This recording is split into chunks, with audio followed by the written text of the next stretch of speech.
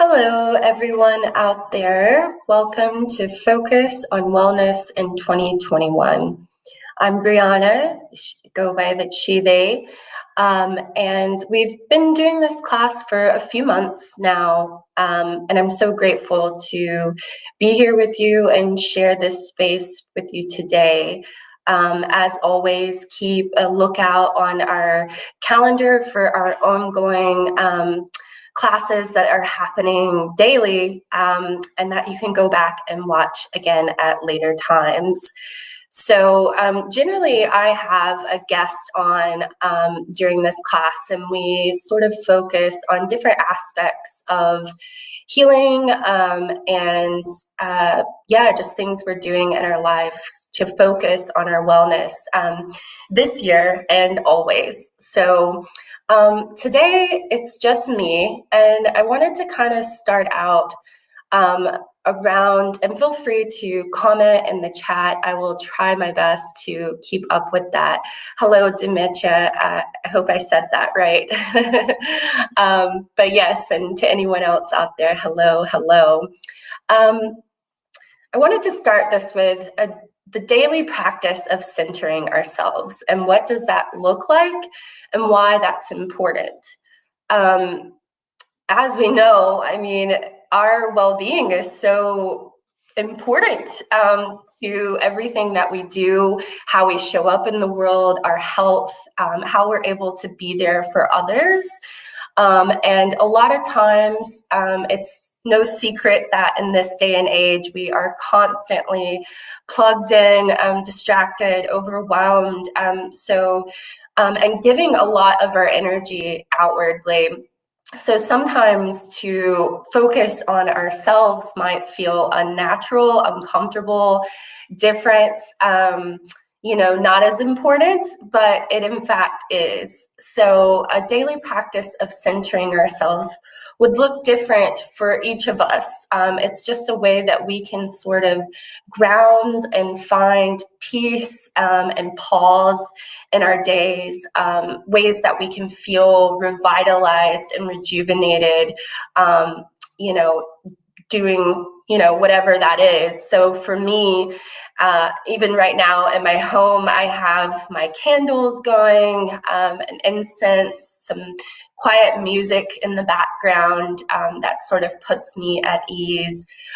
Those are ways that I can easily sort of, just bring myself a little bit more peace.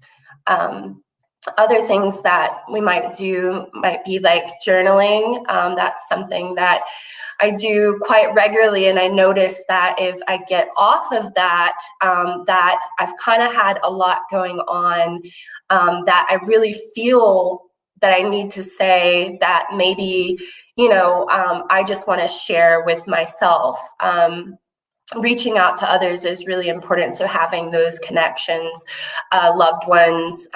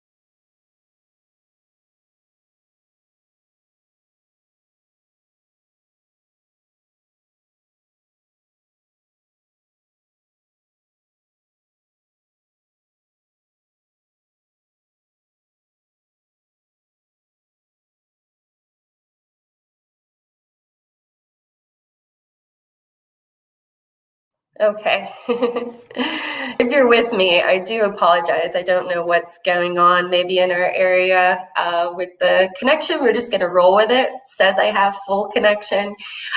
So yeah, I hope that you were able to catch some of that. One of the other things I wanted to talk about and reflect on is, why am I doing what I'm doing? And that's a really important one for me. If I feel like I'm not connected with something, then it really starts to weigh on me like a lot. It affects my work performance, it affects my relationships, and all of that. So checking in with ourselves and asking ourselves, why am I doing what I'm doing? You know, what are my reasons for showing up in the world, in my relationships, in my job, and wherever else that I may be the way that I am. For me, being connected to others is really important.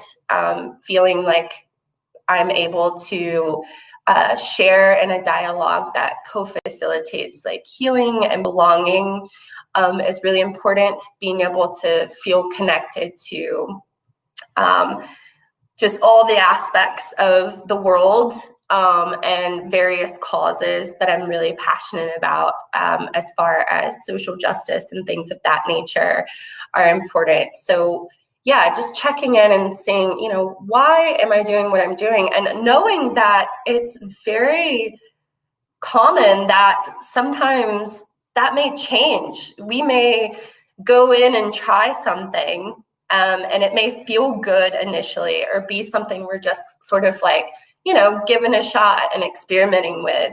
And it may change after a while. You know, I was speaking with someone who was sharing that they had been at their job for almost 10 years, but that they felt really disconnected because to them, it was just a place that they were kind of going through the motions. They were showing up, they knew how to do the job really well after being there that long, but they felt really disconnected from themselves, and like they were putting on a mask, you know, and not able to really be who they were or connect in the ways that were really important with them. So just exploring more around, you know, why we're doing what we're doing helps us to sort of generate a better path to, you know, continue to evolve and grow and step into what it is that we want to be doing. And noticing where we're putting our focus, you know.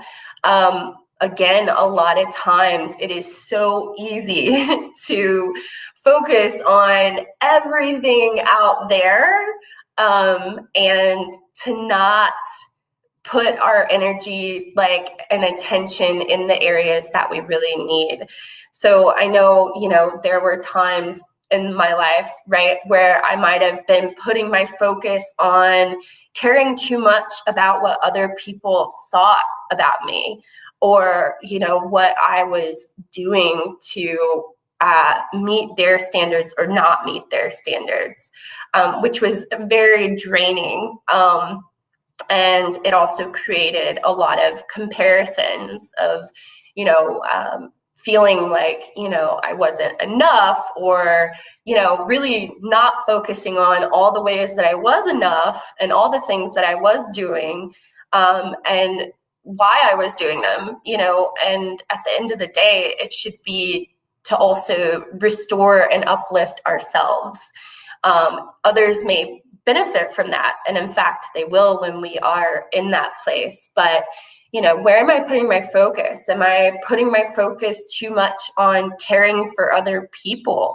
It's really important to express compassion and empathy, and to be unified in this, you know, experience that is life and our shared humanity. But sometimes we may be putting our focus on helping others so much that, again, we are neglecting our own hopes and dreams, our own needs for self-care. And that can be very draining and exhausting. And can kind of leave us feeling unfulfilled and impact our health in a variety of ways, whether that's, noticing we might become, more depressed or anxious, or, our diet changing, just feeling more irritable, constantly feeling stressed out, or hopeless. Those are all things that may happen when we are putting our focus on too many other things and not enough here. And so that's why also the practice of compassion for ourselves and others is so deeply important. Self-compassion has been something that has really changed my life, and something that I strive to do every day. It has always been, personally for me, easier to feel compassion and care and empathy for the hardships of others, and for what others are going through and choices that they may or may not be making. However, I found that it was extremely difficult to, extend that kindness and acceptance for myself, again, because of a variety of reasons that we sort of internalize throughout our lives. From the time we are born, and even before that, we are absorbing, all of these different signals and things that are being shared in the world. And so sometimes we can really internalize, a lot of, again, not feeling like enough in whatever ways that is, so again, we are enough. And the more that I have learned to share that and say, even if I make a mistake, instead of, berating myself further and saying, oh, all I do is mess up and I really can't ever get anything right. I'm so stupid. I'm such an idiot. What am I doing? This is just, whatever that internal dialogue might go to. Instead, in a time like that, something we might could do is just kind of have an awareness without any judgment and acknowledge, I made a mistake, but I'm trying my best and I want to learn and grow and become better. So that's all I can do. And I'm going to give myself credit for the ways that I show up, and commit to that. Yeah, that's just such an important piece, because really we can be just so hard on ourselves. And think about it, the times that there's a saying in Buddhist philosophy that sort of says, get out of your own way. And it's a reminder that so often we do kind of stand in the way of, what we want. We can't change the difference, not immediately always, the impacts of some of these things, at a larger level in society, or, the hard, challenging, painful things that we go through. But what we can change is our, relationship to how, again, we work through those things, and how, we talk to ourselves. We've all heard, and I'm sure it's been said many times at Promise Resource Network, and just everywhere, that, how often, would we talk to a friend or loved one the way that we might talk to ourselves internally? A lot of times, the stuff that we might say to ourselves, we would not say to someone that we loved and respected. And it kind of goes the same to us. If I'm not putting that love in, then I can get love and feel love from other people all day long, but I'm still going to be feeling kind of empty, or just exhausted, or just hurt, because I'm not treating myself very nicely. And it's all about finding a balance and gratitude. last night, I have done this practice and I do this practice throughout my day, but I find it really does help me, particularly at night. Like if I'm trying to fall asleep and if I have a lot on my mind, is going through my day and noting all of the things that I have to be grateful for, all of the things that are bringing me, that brought joy to my day in some way or another.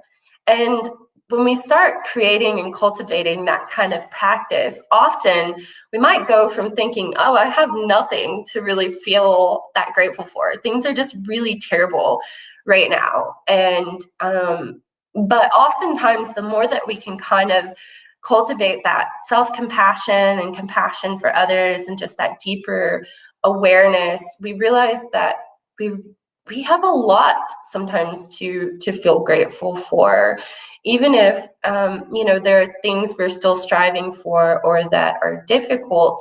The kindness of a stranger or a familiar person, a loved one, just how a smile or acknowledgement or kind words can really change someone's day. Just that one's huge. Being able to wake up again and have the chance at another day, even if we're starting here, just being grateful for ourselves, for showing up, waking up and trying again, little by little. With all things like this, it only grows. And it is a constant practice. If I find myself out of balance, again, I notice that I might feel more anxious, less able to focus, more on edge. And, I've just at that point noticed that I've neglected, the practices that help me to stay grounded, and that help me to feel connected to that something that's greater out there. And there are lots of benefits to mindfulness, and that's not new. And that's something that continues to grow in terms of even neuroscience and those fields of discipline, understanding the way that it can, change our brains for the better. Thich Nhat Hanh, who is a Buddhist peace activist, describes mindfulness as being aware of what's happening inside and around you in the present moment. So again, so often in our culture in this day and age, it's so easy to find ourselves thinking about all the things from our past, all the things in the future that have yet to happen. And we're constantly divided, and just so overwhelmed. And then we're just doing all these things throughout our day, that when we really create that space to come into the present moment, that is, what we have right now, that is constantly unfolding, that can create a lot of very impactful changes. So, the area, it helps. And again, this can happen, even just 5 minutes a day, even not even, that much, but they have said, creating a mindfulness practice, just 5 minutes a day can help your brain be able to co-regulate or regulate itself better. The way that you're able to hold attention, it activates the areas of the brain that help you sort of control your emotional responses, and produces more gray matter, which really helps us, again, feel like we're able to regulate and feel more in control of what's going on in our lives. It's really easy to react, to have a stimulus response, and then immediately have a comeback, verbally or just like a physical, whatever that is. So to create, again, like a space for ourselves to just kind of really take it in, and listen, notice how that lands in our body and in our minds, and kind of hold it. What does that bring up? What do we notice? Is there any tension or openness or tingling, or any emotional urges to laugh or cry, or any memories that might come up from that? Like, we notice, like, there's so many intricate layers to being human. And just having, again, that mindfulness really does make such a difference. Going for walks are wonderful ways that we can find some peace and mindfulness. Any sort of activity that you feel completely present and connected to.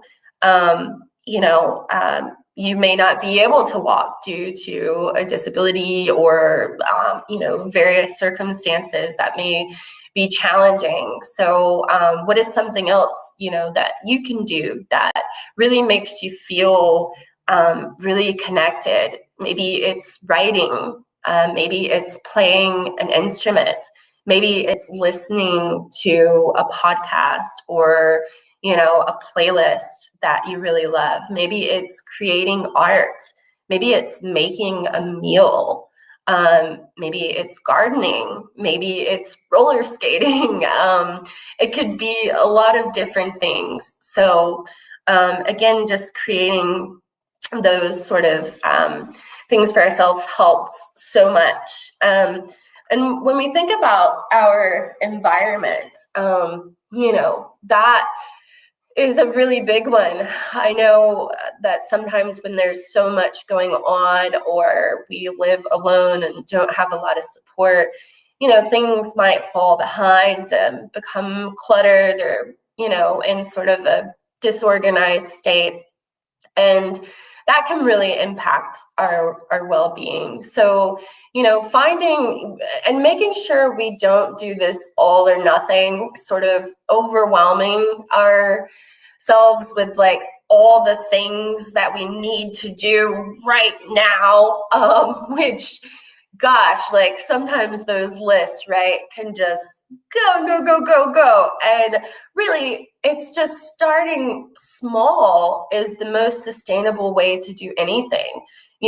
Taking those little steps, finding that one thing that you might be able to do. Maybe it's, that you've really been wanting to do the dishes and they've piled up, and you also have, 10 other things you can think of around the house that you need to do. But instead of overwhelming yourself with all the things that are behind that you need to do, maybe just saying, okay, I'm going to take, 5 minutes to just knock out however many dishes that I can knock out right now. And boom, then you have that complete. And you feel a sense of,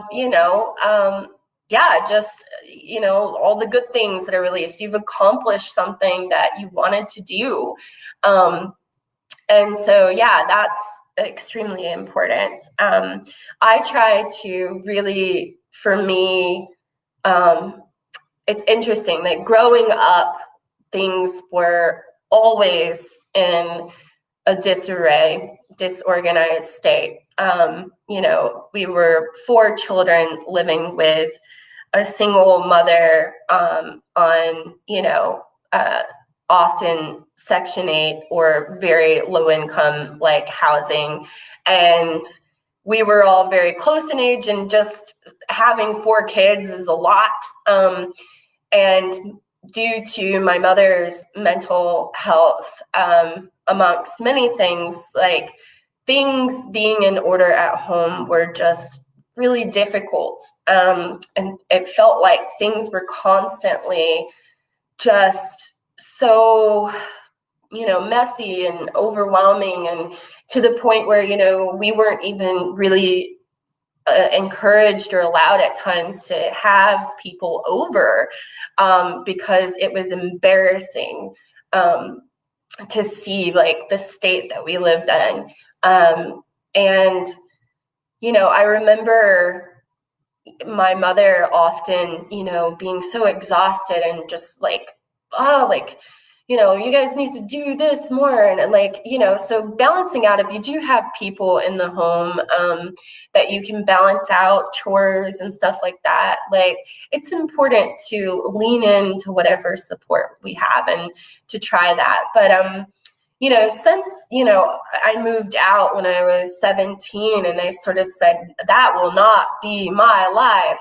Of course, my life took me in a lot of different directions, and not having a place of my own for a long time. But I did really take value in what it meant to have a home, and how I made my home feel like me. And I'm really kind of, in this chapter of my life, able to do that better than I ever have before, because of how things are going and where I'm at.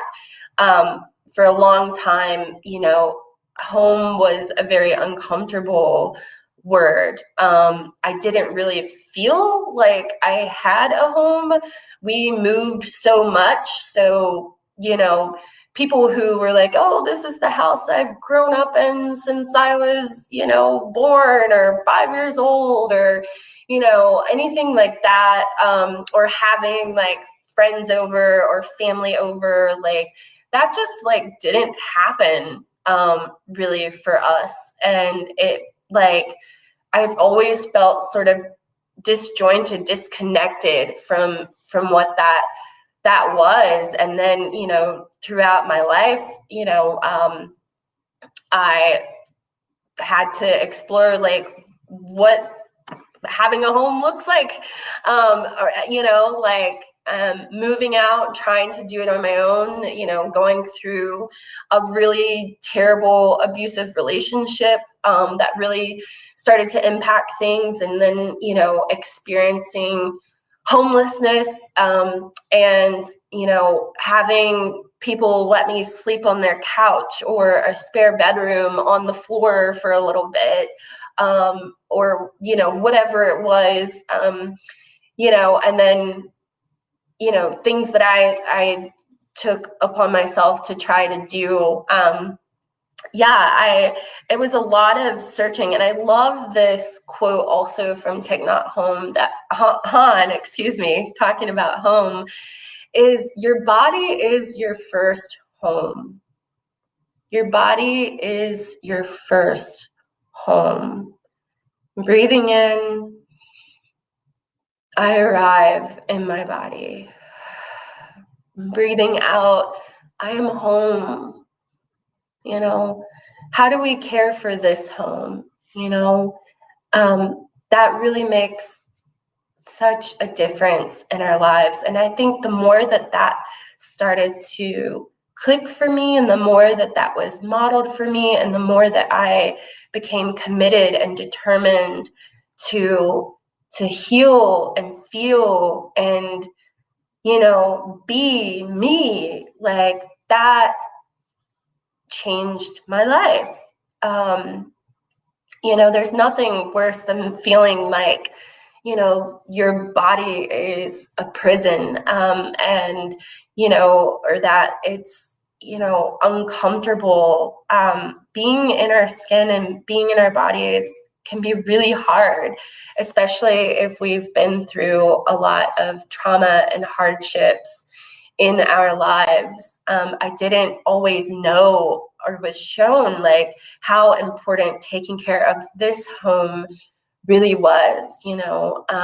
I saw an overexhausted, single mother that was struggling through various systems and not having adequate resources and constantly exhausted and overwhelmed and breaking down and unavailable, and the same, with my father being in and out of the picture and, not taking care of himself either, and, all the different things. So then I learned okay, well, around 11, I started using different substances. It started with pills, and then, drinking, and a variety of disordered eating, my relationship to food. I just didn't, everything felt so uncomfortable. To just be me, to be seen, to feel felt so challenging. It was either I felt everything too much, or I was just so numb I couldn't feel anything, and everything I was doing to my body was me trying to cope, trying to feel something or to not feel something. But through time, I learned that, everything that we do, put into our bodies, all of that impacts us. So, looking at those 8 dimensions of wellness, when we think about, the physical aspect, what does our diet look like? Are we eating a lot of, processed foods, not having a good variety of natural whole foods like fruits and vegetables and grains? Are our eating times, irregular? I know that was sometimes, not having access to food or having a good relationship to food, or, money, or work schedule, or whatever it was. Sometimes, my eating was all over the place. So hi, Tanisha. Thank you for being here. But yeah, so when I kind of found what works for me, and I found that having regular meal times really helps. I don't always eat breakfast. Sometimes I do what's called intermittent fasting. So I won't eat until after 12, and I'll have lunch and dinner. But I just kind of explore, each body is unique and different, but we know that we do need certain nutrients, and we do need certain levels of movement, and finding what works for our bodies is really just kind of key, and no one knows you better than you. And so again, when we think about abilities and access and all of that, those may look vastly different. And it may be harder, but, what is something that you can do that, just a little bit, a little shift, a little change that can help you feel, more healthy and more connected to your body. And there's a lot that can be said for that, right? Again, that journey, it's constant, just the practice. I like doing certain rituals, now I take baths regularly. That's something that is really important to me, having some candles and, using some sort of essential oils or bath salts, or a bubble bath, whatever that is, that's really helpful. Moving my body is really helpful. So going on regular hikes or walks, and or stretching through yoga, and things of that nature, that's really supportive for me. And I'm curious, what's supportive for you? What are some of the things that you like doing for yourself? What makes you feel at home in your body? What makes you feel, really connected? I know a lot of people love doing even putting oils or lotions on their skin regularly. And that's something I try to do. I always do enjoy it when I am able to do that. but yeah, I do use a lot of like essential oils and things of that nature to really kind of help me. Having lots of like plants in my home is nice. Being able to find moments of beauty, those moments where you're like, oh my gosh, this just makes my heart and whole being feel like in awe and gratitude. Like sunsets are one of my favorite things. It may not be yours. You may hate nature. You may, not like the bugs, or getting out there may be difficult, or, whatever. But I mean, you can catch a sunset even just in your home, like opening the windows or going to sit on the porch, or just stepping outside.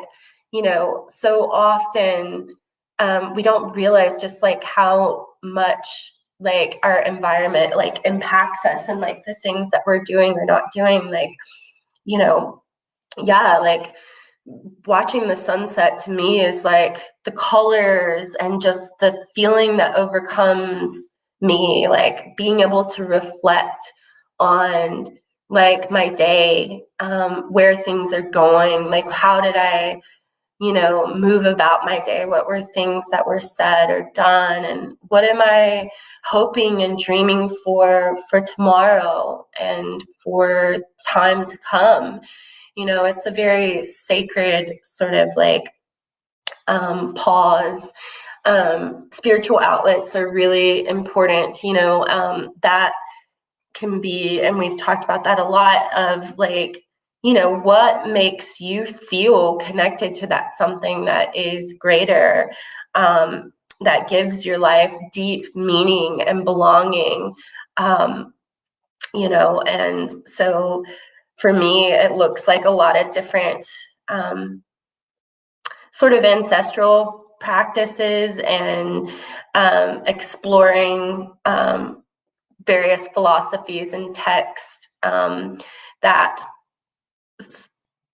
kind of, like give us an awareness of these things that we've like pondered on for a long time, and how possibilities of like how we exist within these things, and like the energy of our being and others and what's all around us. I do a lot of like divination cards and things of that nature. Like I pulled one today called Green Tara, and it says, the reminder on it is, ask others, including me, to help you instead of trying to do everything by yourself, which is something, we were sort of talking about earlier. And the message, I mean, these things for me, like, and again, that's for me, like those things kind of anywhere that I can feel like an inspiration or a sign or a deeper connection is something that makes me come alive, and that sort of makes me feel at ease and at peace. And so like, even I was just thinking about this message of like, says, when you feel resentment in your heart because you're carrying more than your share of the load, you're doing no favors for anyone, including yourself. You need to ask for help to ensure that you have space and time for contemplation and rest. One of the reasons I'm able to sit peacefully is that I know the secret of this true productivity, and it comes from a clear and focused mind that's unchallenged by indecisiveness. Making decisions is one of the shortest routes to triumphant passages. Once you sort of make up your mind, the rest will follow quite naturally. So I urge you to sit quiet and follow the footsteps of your mind. Be open to your heart's meanderings. They will quietly lead you to make your most important decisions, and the rest will fall into place. So that sort of, again, taps into what we started out with, around, the daily practice of centering ourselves, and what does that, look like. I love that. I'm seeing the chat now, Tynesha. You said painting, crocheting, playing your violin. Oh, what a beautiful instrument. I play musical instruments as well, but not the violin. It's something I have a deep respect for. It is such a beautiful, I love stringed instruments. Self-care facials, yeah, and meditations, yes. And there are a lot of great free apps out there if you have a smartphone or anything like that, or access to a computer. I mean, if you're here, you probably do. But yeah, there's some really great ones out there. Any type of arts and crafts, photography and journaling. But yeah, it is hard to ask for help for a variety of reasons, right? Like whether that is like gender bias or, racial things, or just like what's been modeled to us throughout our lives. Like it could be like so many things that have, again, we've internalized, or like, just internalized and continued doing, even though it wasn't serving our highest good. Sometimes, right, like to ask for help has been deemed as weak, we have to have it all together, this sort of individualistic, like, yeah, like I'm good, I got this, like I can carry like everything. I heard someone yesterday saying, it really clicked for them when they had like a boss that was like, oh, I love you so much because you always say yes to everything. You were like the yes person. And this person was sharing that when she thought about that, she was like, wow, I do say yes a lot. And I'm looking at my life and I am like anxious a lot. I'm feeling like I don't have enough time to myself. I'm just feeling really unfulfilled in a lot of different places in my life. Maybe that has something to do with also like saying yes. Saying no has been like a game changer also for me. And I highly encourage you to explore with yourself, like where you might say no more, because it is okay to, not say yes to everything. We don't have to. And that's another thing that could be even a trauma response, with the fawning, like the need to please and appease like people. It's something that we sometimes learn in our, adapting and survival to like do. But, the more that I've learned to say yes to the things that make me feel good, when I think about it in that moment, I'm like, okay, yes, like that feels good. Like this is going to make me like feel some joy. This is going to make me feel productive. This is going to make me feel connected, whatever that is. Like I'm going to do that. But if I am asked something, or something is asked of me, and I feel this sort of like queasiness maybe in my stomach. I'm feeling like a little tense. Suddenly I'm feeling a wave of anxiety. My mind, my thoughts are racing. I might feel like, just tension somewhere. That might be an indicator for me that I don't want to do that. Like that's, not going to leave me fulfilled. I might need to say no, and saying no can feel scary sometimes, or again, just really uncomfortable at first. Because if we're not used to it, yeah, we're afraid we might be letting other people down, or something like that. And really, the people who love and respect us in our lives, like they're human, like they get it.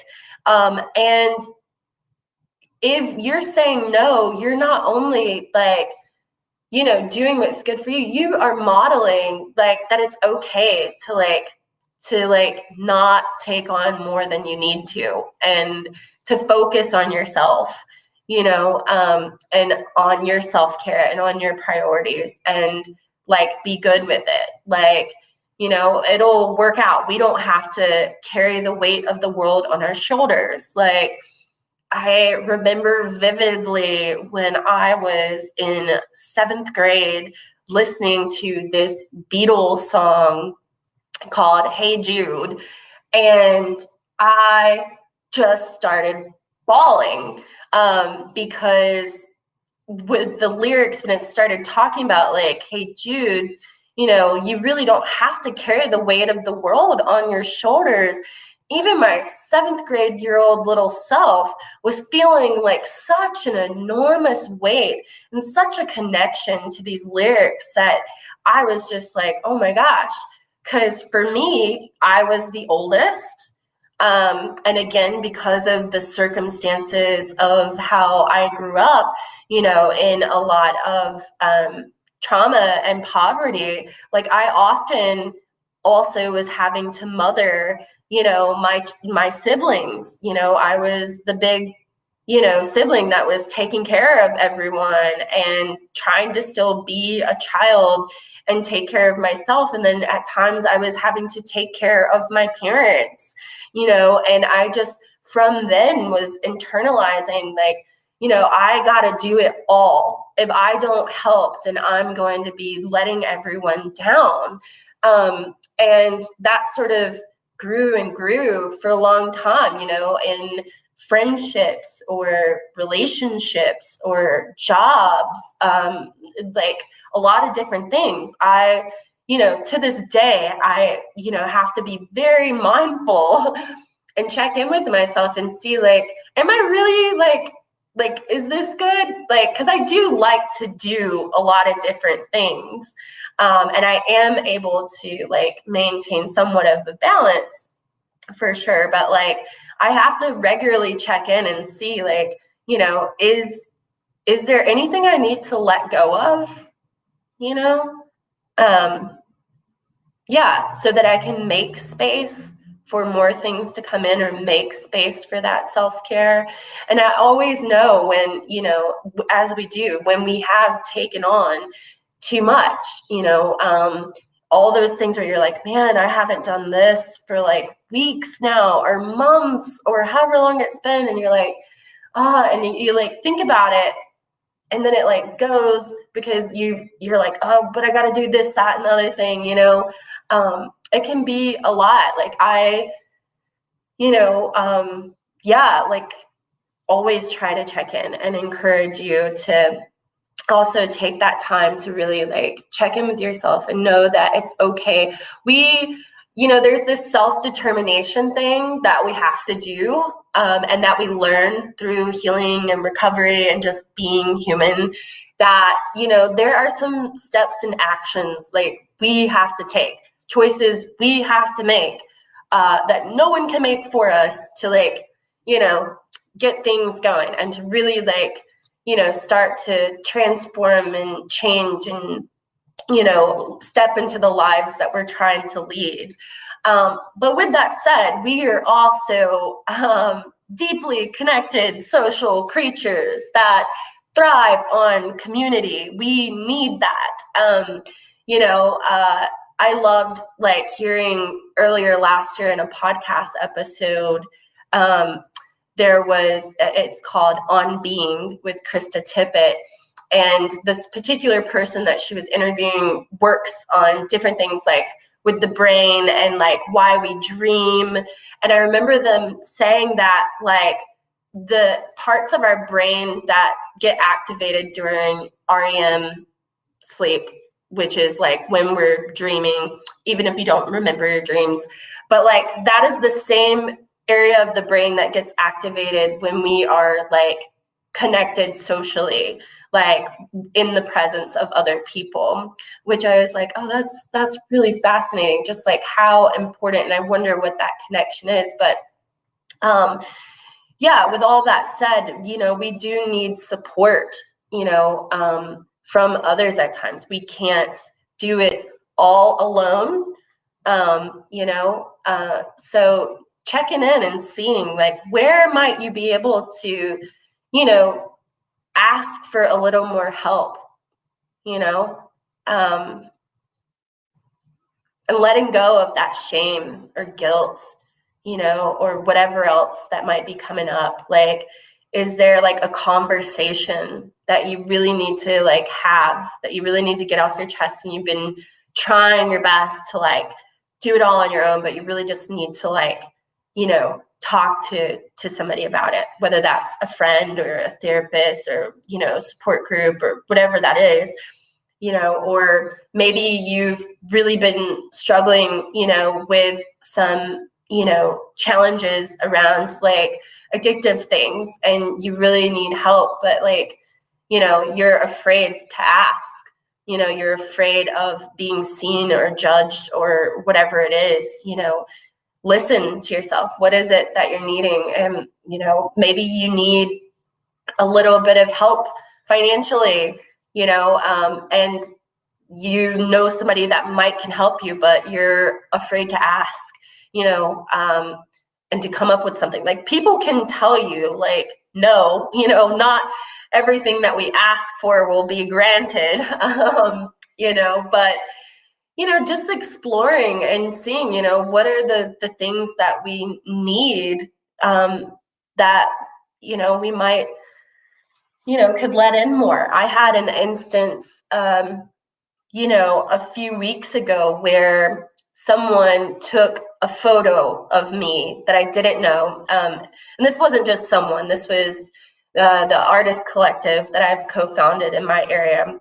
So it was one of the other co-founders, and we were at a meeting and there was a rainbow.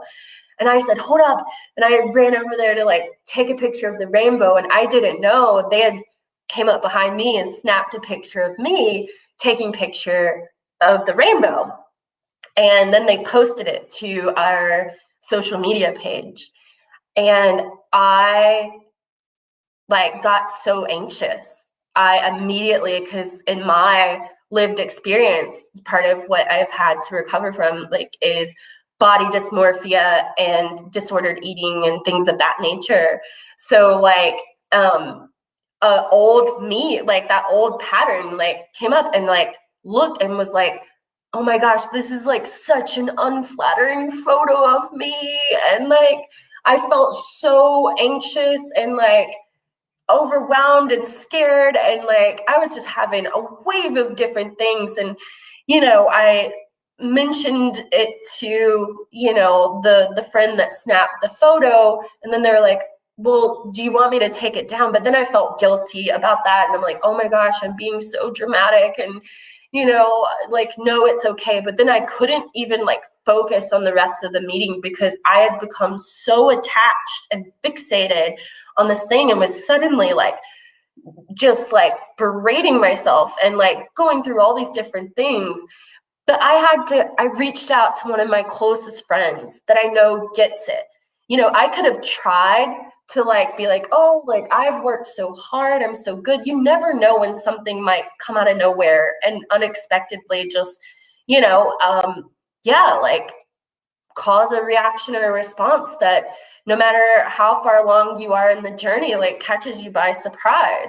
And I could have been like, I've got it together. Like I do all these things to like take care of myself, and things in life are going like pretty good right now. And I can just like keep trying to bury it and push through it and use my things. Like I'm using the skills I learned. But in that moment, I also just really needed to like vent to a friend who like got it, and to feel validated, and to feel seen and appreciated. And that conversation made me feel so much better, just like hearing them like just not tell me like, that I was wrong for thinking that, or like what's going on with me, or like immediately telling me, well, you know what to do, you got your practices, they just like let me be human in my emotions and feel what I needed to feel.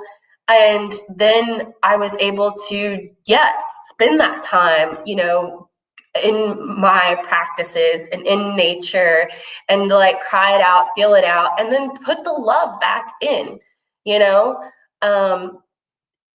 I've been through a lot. You've probably been through a lot. like we deserve to like nurture and put that love back in whatever ways that we, can. And so, yeah, as we're kind of like, wrapping it up, we're at the end of the hour. I really do want to appreciate, appreciate.